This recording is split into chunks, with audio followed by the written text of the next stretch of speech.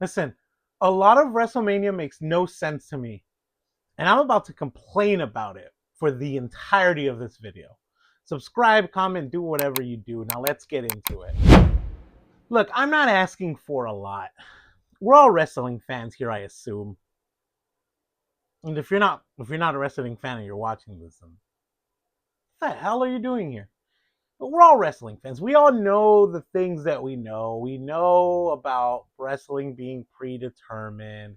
We know that the storylines aren't real. We know that everything's a work. Yes, fine. We've established that. We know. But the one thing I know about WWE, and listen, I am an old man.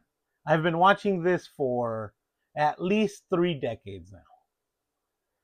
Wrestling in WWE isn't always the greatest.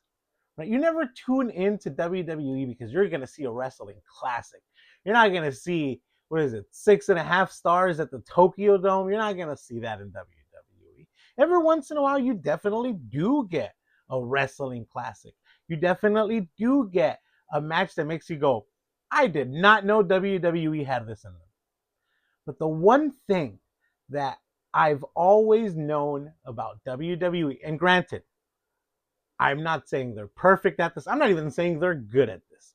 But the one thing I know is that the storyline is always more important than the wrestling in WWE.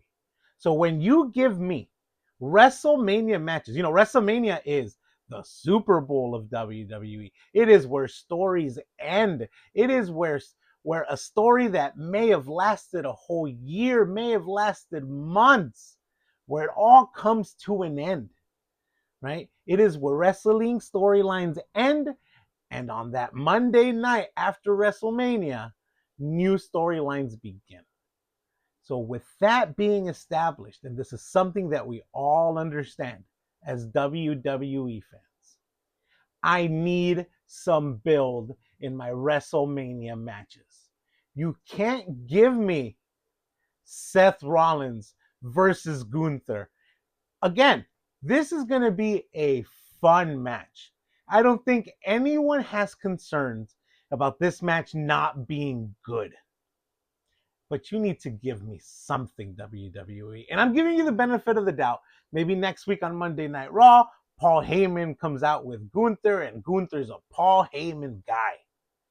But as of right now, there is nothing. And I don't need a masterpiece, right? I don't need a year-long story. At this point, just give me something. Give me Gunther was hired by Paul Heyman to protect them. I'll take that at this point. But if you're giving me that now, then I'm not ignoring the fact that Gunther just walked past Paul Heyman this week. Because if he is a gun for hire, he is doing a terrible job protecting Paul Heyman. And obviously, I know that injuries have really messed with this story, right? Obviously, I know that Seth Rollins was waiting, or the story for Seth Rollins was waiting to see if Braun Breaker would be healthy and cleared to compete for WrestleMania, right? At least that's what I'm being told by all of the wrestling guys online. That's what I'm being told by What Culture Wrestling on YouTube, right? Yes, we've all heard that. I'll give you that. I'll give you that. And yes, I've also heard that Gunther was supposed to face Rey Mysterio at WrestleMania. And then Rey Mysterio got hurt, and then WWE's been waiting to see if Rey Mysterio will be cleared to compete and will be healthy for WrestleMania. And oh man, look at that. Neither of them are ready and healthy to compete. So those two storylines become one. But what were you going to give me if one of those two guys was cleared to compete? Right? Look, I'll accept your argument that like we need something for Seth Rollins, we need something for Gunther. So if Braun Breaker came back and not Rey Mysterio, you were going to give me Braun Breaker versus Seth Rollins. Makes perfect sense. What were you going to give me for Gunther? Another random match? Also, like we just completely dropped the whole Gunther versus Gunther versus Dragon Lee thing that had been happening. Right, Dragon Lee was after the honor of his tag team partner AJ Styles. Did Gunther and Dragon Lee have a match? I don't even think they had a match. There was like beat downs on a couple weeks, and I think they were supposed to have a match, and Rey Mysterio was supposed to interfere when Gunther just like kept going. I'm assuming, right, that Gunther was just going to keep beating down Dragon Lee, and that Rey Mysterio would eventually come to his aid, and then that would be the match we got at WrestleMania. But we just completely dropped the Dragon Lee storyline altogether. I would have much rather preferred Dragon Lee versus Gunther at WrestleMania and have it be a squash. I don't care. Have Gunther destroy Dragon Lee. Right? You can even have him beat him down before the match, and that's why Dragon Lee is hurt, and we can protect Dragon Lee that way. But instead, you give me this hosh posh. Is that the word? Hosh posh, is that a thing? Of a match between Seth Rollins and Gunther. You could have easily have inserted Gunther. Give me a Gunther versus Dragon Lee match. That match would have been so fun to watch. Talk about clashing styles. No pun intended. And then give me Seth Rollins against, honestly, I would have preferred, and I hate that I'm saying this, Seth Rollins versus Logan Paul. I hate it. Look, you want to have a fun time? Give me Paul Heyman versus Seth Rollins. That would have been a really fun time. Make it be like no disqualification so that everyone could interfere. Even Brock Lesnar can come out. Hell, RVD can come out and help Paul Heyman. Give me all of the ECW guys coming back and being like, "Oh, look, we owe Paul Heyman our career, so we're gonna." I don't know. You could have given me something way more entertaining that would have made so much more sense. But instead, you gave me this weird thing that it's going to be a fun match. I'm not saying it's not going to be a fun match. It's going to be a really good match, but it makes no sense. Gunther versus Seth Rollins, why? Why? And then you have Drew McIntyre versus Jacob Fatu. Look, and I know that this is me nitpicking. I know that it's splitting hairs. I know that it's like going too deep into the details. But you're giving me something that you're calling an unsanctioned match when the match was made by Nick Aldis. Jacob Fatu and Drew McIntyre never said they were going to have a match. Right? They were going to fight, but they never said we're going to have a match. And then then Nick Aldis was like, gentlemen, if you're going to have a match, it's going to be unsanctioned, because that's what an unsanctioned match is. An unsanctioned match is WWE being like, look, you guys can fight if you want to. You guys can have a match if you want to, but we have nothing to do with it. So when the general manager comes out and he makes the match, that is not an unsanctioned match. Again, I know I'm splitting hairs. I know I'm nitpicking. But as wrestling fans, we already suspend all kinds of disbelief. And there is an established set of rules that we all agree upon. And this is one of them. The unsanctioned match is an established thing, and it makes no sense when the general manager makes it. I just want consistency, and I want my wrestling to make a little bit of sense. Why was Stephanie McMahon there on Monday? Why was Stephanie McMahon giving Cody Rhodes a pep talk about his match against Randy Orton? Like, why then? You know what I mean? Like, why? She just came out and she's like, also like insulting the dude, being like, hey, I met your dad, and like, you're not your dad. Cody Rhodes would have been like, yeah, no, I've won the WWE championship twice. Like, you guys actually gave me a fair shake, and your father actually hated my father, and that's why he held him down for years, even making him dress in polka dots because he thought he would humiliate him. Well, all of a sudden we have to just like pretend that like Vince McMahon didn't hate Dusty Rhodes and didn't treat him like crap. So then Stephanie McMahon comes out there and she's like, I loved your father. I also got my hair tossed around by Andre the Giant, just like you did, Cody. Right? We were both in that locker room as kids. Your dad was being humiliated by my dad, but let's just ignore that part. And now I'm going to give you a pep talk about how you need to show up at WrestleMania like the Cody Rhodes we've never seen before. Since when is this Stephanie McMahon's role? Since when is this something Stephanie McMahon does? We've seen Stephanie McMahon on screen for a few times, right? She's getting a WWE Hall of Fame induction, all of the jazz. And we've seen her sit like behind the barricade, right in the front row. We see that she has a podcast. Like she's definitely involved in WWE. When was the last time she was involved in a storyline? And why now? I just need my wrestling to make a little bit of sense. And this Monday night, you basically were like, wrestling fans are dumb anyway. Let's just throw things together and they won't care. No, that's not the way it works. That is not the way it works, and I am annoyed. I am very annoyed by this. And the one that bugs me the most is you have your IC champion show up at Rey de Reyes and Triple A, show up in front of a hot Pueblan crowd who loves Penta. He shows up, he gets challenged by the guy from Puebla who they all hate now. He gets challenged by the biggest heel in Triple A, Hijo del Vikingo. He's like, Hijo del Vikingo is like, I am going to go to WrestleMania. And I'm going to do that by taking Penta's championship away from him. So Penta, what about me and you? Let's have a match on April 11th. Penta's like, yep, you got it. Mexico City, April 11th, I'm there. We're having a match for my Intercontinental Championship. Perfect.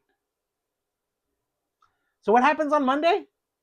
No, it's not Penta building that match. It's not Penta, having a non-title match because he already has a title match scheduled for April 11th, right? That would make too much sense. Instead, you have him defend his IC championship against Kofi Kingston on a random Monday Night Raw. Nothing against Kofi, obviously, right? The match was fun. It was short, but it was fun and short. It established story between the New Day, Grayson Waller, and Kofi Kingston, right? Like they're clashing heads. Oh, is the New Day a thing anymore? Like, is Grayson Waller part of the New Day? Will Javon Evans join the New Day, right? We saw Javon Evans and Kofi Kingston chatting in the background during that Danhausen and I Show Speed segment. So what's going on there, right? And all of that was established. We definitely moved forward on this storyline.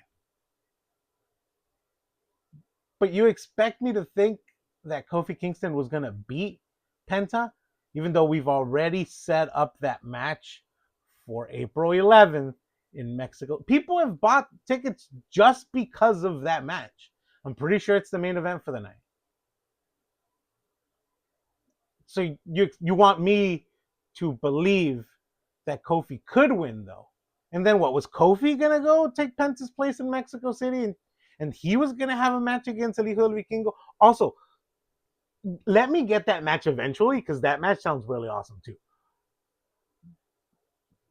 But they don't want to see that. They didn't buy tickets for that. They bought tickets for Penta.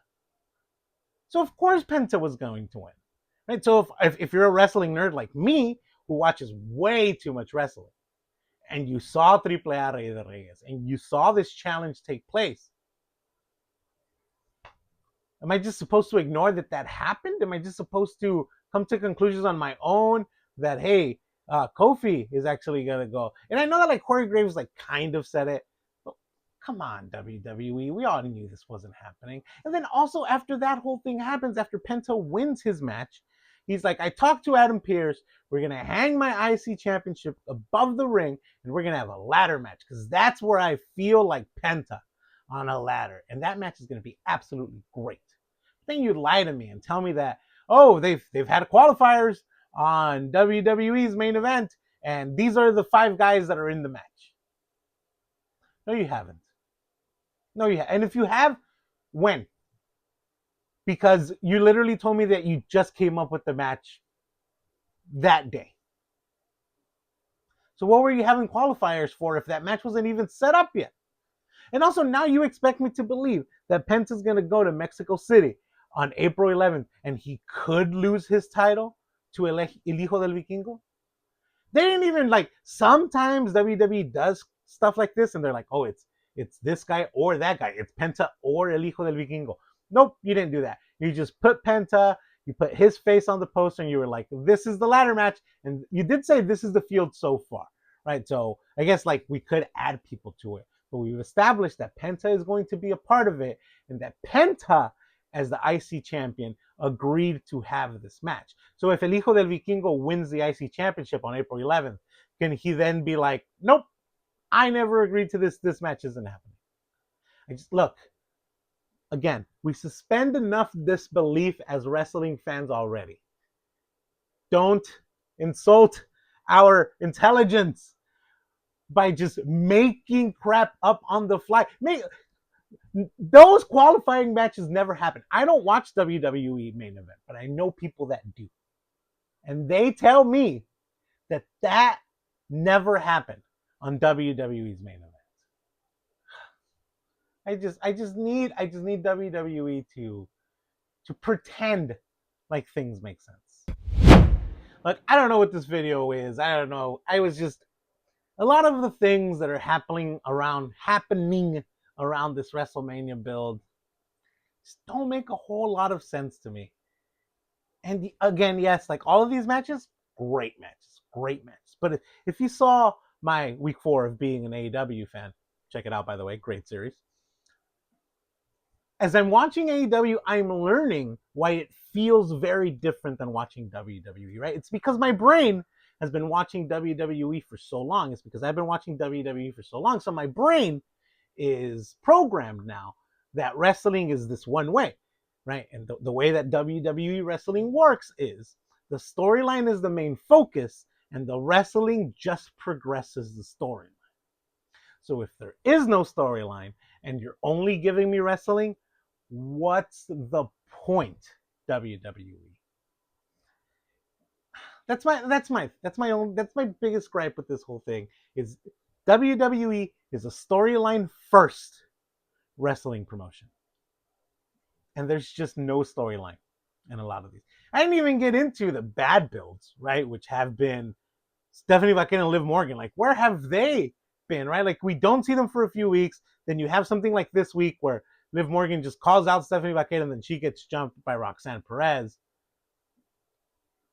And then you have the terrible build with Rhea Ripley and Jade Cargill, right? And I hope that match is really good, but it just feels like they don't have a lot of chemistry. And don't get me started with that women's fatal 4-way match. Yes, that women's tag team fatal 4-way match. Yes, I want it. I'm happy that we're getting it. But this could have easily been a 6, 7, 8 team tag team match. Hang those championships above the ring. And that would have been absolutely amazing. I do feel like you're going to add a stipulation to this match. We just haven't heard it yet. So fingers crossed. But you could have made this field so much bigger. And I don't think anyone would have complained. And it would have been pretty great. Anyway, though, since you've made it this far, make sure to drop a like. Let me know what you think. Am I just a wrestling nerd who's angry for am I just yelling at clouds? Like, am I in the wrong here? Like, I really do want to know because it really did bug me. It just bugs me that Triple H and WWE are just like, nah, they'll watch anyway. And you're right. I am going to watch anyway, but I like my wrestling to make sense. That's it. When two big, beefy men get in the ring to destroy each other, I just want it to make sense. Oba Femi versus Brock Lesnar is the most well built, it's the best build match for WrestleMania so far. That and Dom and Finn are the two most well built matches. I think I said it right that time at WrestleMania. And Brock and Oba, honestly, if that main evented night 1, I don't think anyone would complain. Anyway, though, they already say this. Since you made it this far, drop a like, comment, subscribe. Oh, yeah, I said let me know what you think about all of this WWE just, they'll watch anyway. You enjoyed the show? Click on this video. I don't know what it is. Oh, I think it's the Monday Night Review. Check that out. It's not a review. It's WWE's Monday Night Raw Explained. The weekly video series where we break down, blah, blah, blah. Anyway, as always, until next time, have a nice day.